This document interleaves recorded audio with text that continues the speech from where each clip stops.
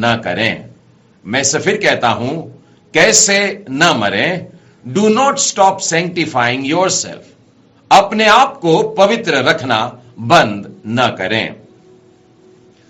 George विटफील्ड के बारे में आपने सुना होगा।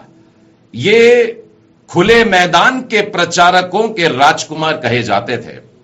उनका कहना है कि मनुष्य यदि अपने जीवन का ध्यान रखे तो परमेश्वर हमारे मृत्यु का ध्यान रखेगा। प्रियो, बहुत से लोग अपने जीवन को बहुत हल्के से लेते हैं, और जो अपने जीवन को यूं ही ले लेते हैं वे अक्सर अपने जीवन में आगे चल के फिसल जाते हैं, बैकस्लाइड हो जाते हैं, आत्मिकता के जीवन में बढ़ते बढ़ते अचानक नीचे आ जाते हैं। बाइबल ऐसे अनेक उदाहरण हमारे लिए प्रस्तुत करती है जिन्होंने अपने जीवन में एक बहुत अच्छी शुरुआत की थी, लेकिन उनके जीवन के अंत में उतना अच्छा नहीं रहा। एक उदाहरण है सुलेमान राजा। मैं आपको पहला राजा उसका 11वां अध्याय और उसके 4थे वचन में से पढ़कर बताता हूं। अतः जब सुलेमान बूढ़ा हो गया तब उसकी स्त्रियों ने उसका मन पराये देवताओं की ओर बहका दिया, और उसका मन अपने पिता दाऊद के समान अपने परमेश्वर यहोवा पर पूरी रीति से लगा न रहा। अपने पिता किसी चाल पर चलना नहीं चाहा, परंतु अपनी जवान स्त्रियों के बातों में, बहकावे में आकर के जीवते परमेश्वर को छोड़ करके मूर्ति पूजा में या पराय देवताओं के पीछे चला गया। और सुलेमान राजा के जीवन की शुरुआत बहुत अच्छी थी, लेकिन हम देखते हैं कि उसके बुढ़ापे में एक बड़ी दुखद बात दिखाई पड़ती है।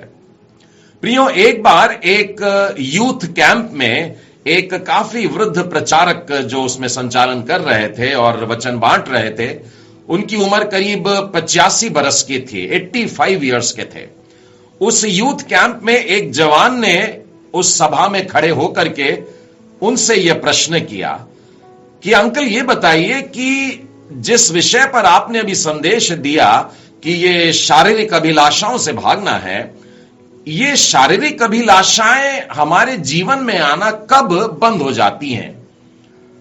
उस 85 वर्ष के प्रचारक ने उस जवान को उत्तर दिया, मेरे बेटे, जब मैं उस उम्र में पहुंच जाऊंगा तब तुझे बता पाऊंगा।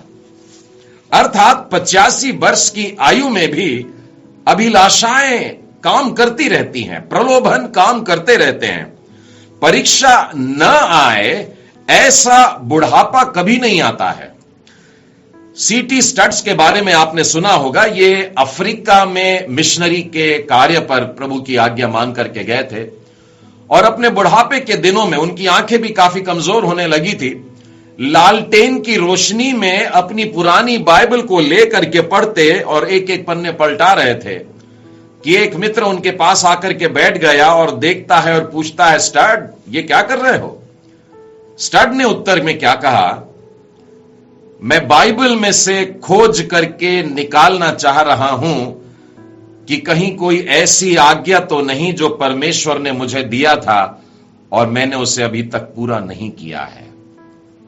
प्रियो, हमारे बुढ़ापे के दिन तक परमेश्वर की कुछ बातें हैं जिसे हमें मानना है, जिसके अनुसार हमारा जीवन हमको बिताना चाहिए। सच्चाई तो यह है कि हम अपने जीवन में जब परमेश्वर के साथ साथ चलने लगते हैं तो बुढ़ापे तक पहुंचते हुए हमारे अंदर की वो रोशनी और बढ़ने लग जाती है, और वो रोशनी कुछ ऐसी बढ़ जाती है कि उस रोशनी में हमारी छोटी छोटी गलतियां भी हमको साफ नजर आने लगती हैं।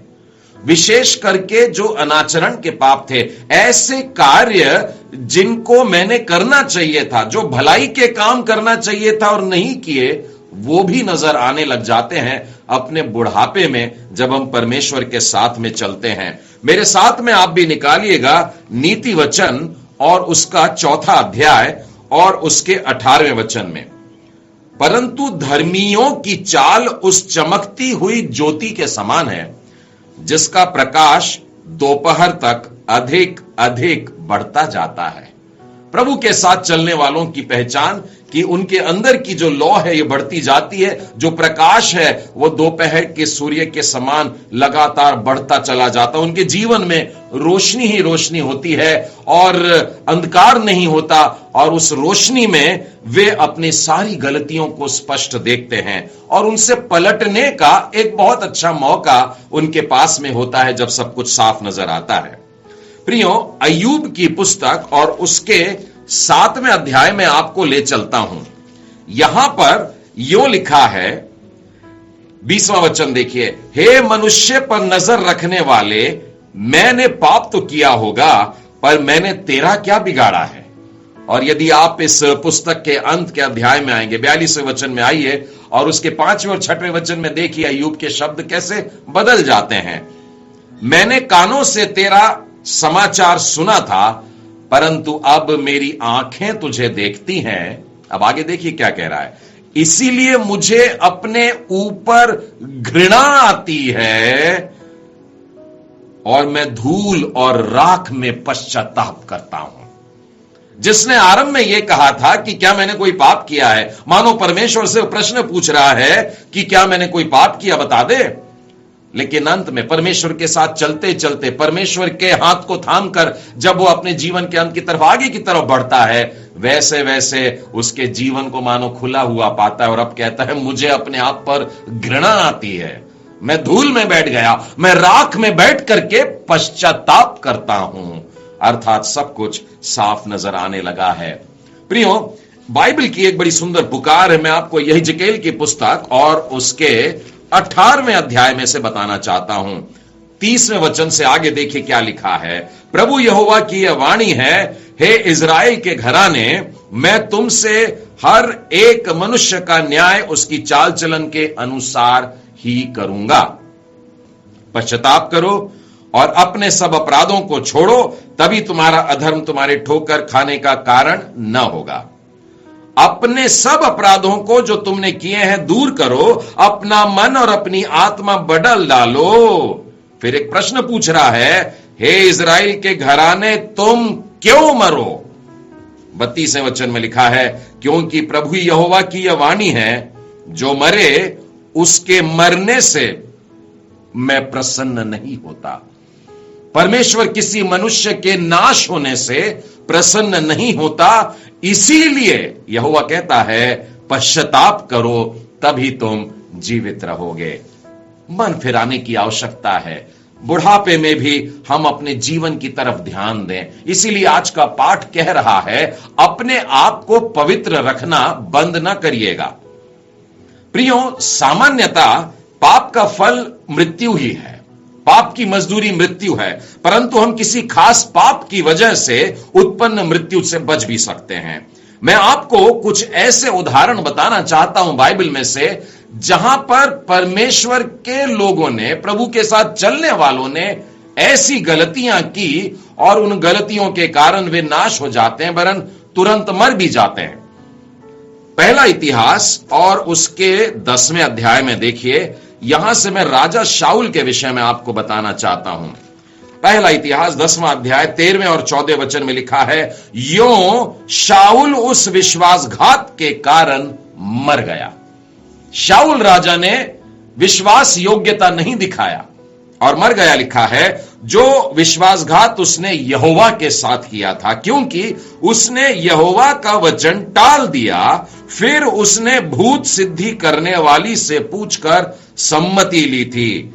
उसने यहोवा से ना पूछा था, इसलिए यहोवा ने उसे मारकर राज्य को ईशे के पुत्र दाऊद को दे दिया। हम जानते हैं यह घटना में कि शाऊल जीवते परमेश्वर के पास रहने की बजाय, परमेश्वर के भक्त के पास, शमूएल के पास में खड़े रहने की बजाय, वो ऐसे स्त्री के पास में जाता है जो भूत पलितों के साथ में बात करती थी और फिर उससे पूछ करके अपने भविष्य को जानना चाहता है। परमेश्वर बहुत नाराज हुआ और बाइबल कहती है कि वो मार डाला गया। एक और उदाहरण हम देखते हैं नए नियम में, प्रेरितों के काम और उसके 5वें अध्याय में हमको हनन्याह और सफीरा नाम के एक पति पत्नी नजर आते हैं। दोनों ने मिल करके निर्णय लिया कि झूठ बोलेंगे और वो भी परमेश्वर के प्रेरितों से झूठ बोलेंगे, वरन ध्यान से पढ़ें तो पता लगेगा परमेश्वर के आत्मा से झूठ बोलेंगे, और वो भी नश्वर पैसों के लिए। और उन्होंने प्रभु की कलीसिया के सामने जाकर के कहा कि हमने जो जमीन बेची है वो इतनी ही है, बाकी इतना सारा घर में छुपा करके रखा था। और आप जानते हैं हनन्याह का क्या अंत हुआ, वो तुरंत मर गया। और उसके पीछे जब उसकी पत्नी आती है थोड़ी देर के बाद, और उसे इस घटना का मालूम नहीं था, वो भी झूठ बोलती है, और उस झूठ बोलने का फल उसको मिलता है, वो भी तुरंत वही मर जाती है। प्रियो, अपने जीवन को पवित्र बनाए रखने का है। एक और उदाहरण बताना चाहूंगा प्रेरितों के काम और उसके 12वें अध्याय से। अब वहां पर एक राजा को देखिए, जो लिखा है, एक ठहराए हुए दिन हेरोदेस राजवस्त्र पहनकर सिंहासन पर बैठा और लोगों को व्याख्यान देने लगा। तब लोग पुकार उठे, यह तो मनुष्य का नहीं, ईश्वर का शब्द है। अगले वचन में देखिए न्याय कैसा आता है। उसी क्षण, उसी समय, तुरंत प्रभु के एक स्वर्गदूत ने तुरंत उसे मारा, क्योंकि उसने परमेश्वर को महिमा नहीं दी थी, और वह कीड़े पड़कर मर गया। लोगों के सामने वो ऐसी ऐसी बातें कर रहा है, और लोग कह रहे हैं, ईश्वर का शब्द सुन रहे हैं, और वो अपने